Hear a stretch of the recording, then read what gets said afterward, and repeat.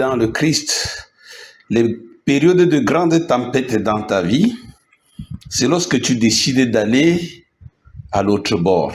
C'est lorsqu'après avoir écouté un ange te parler, à travers un ami qui te conseille, à travers la parole de Dieu qui éveille ta mémoire, c'est lorsque tu comprends qu'il faut aller de l'autre côté, changer de vie, la conversion, et que tu décides d'aller de l'autre bord.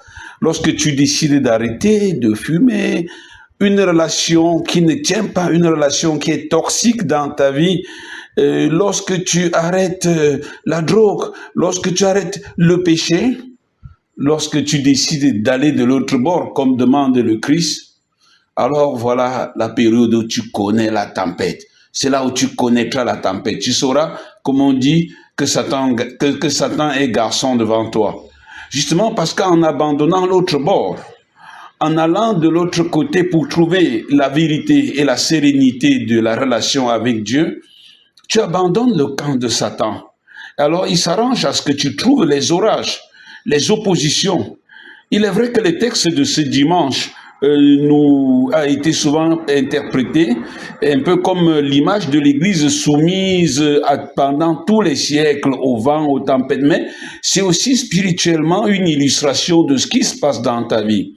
C'est lorsque Dieu veut te donner une grâce et qu'il te faut aller de l'autre côté pour la recevoir, c'est à ce moment que tu reçois la tempête, que tu affrontes la tempête.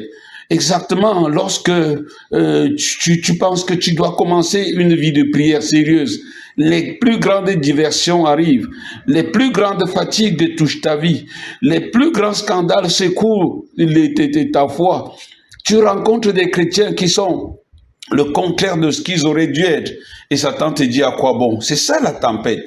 Lorsque vous voulez abandonner une mauvaise voie, changer de vie, c'est à ce moment que Satan redouble la tentation. Oui, vous voulez abandonner les mauvais amis qui doivent vous entraîner à votre chute, ces mauvais garçons qui marchent après vous, ces mauvaises femmes qui ruinent votre vie. Ouais, ce n'est pas facile. C'est à ce moment que vous connaîtrez la tempête.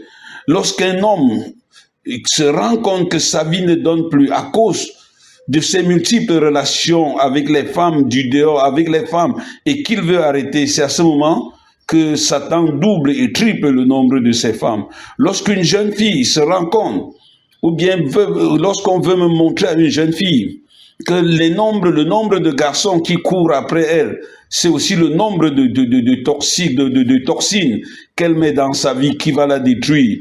Elle se rend compte qu'elle ne peut pas aller de l'autre bord. Elle ne peut pas résister parce que chaque semaine, il y a un petit dépôt, il y a 2 petits dépôts. Abandonner, ça c'est la tempête. Mais le Seigneur nous fait comprendre que quelle que soit la force de la tempête, il est là. Il est à côté de nous. Quand Pierre a fondé, qu'est-ce qu'il avait dit? Seigneur, sauve-moi. Tu n'es pas seul. Tu n'es pas seul. Crie vers Dieu qui est plus fort. Et il va te dire, pourquoi avoir peur? Je suis là. Parce que le plus souvent, ce qui augmente la tempête, c'est la peur. C'est la peur. Qu'est-ce qui va m'arriver? J'étais très en sécurité dans ce péché, dans cette vie.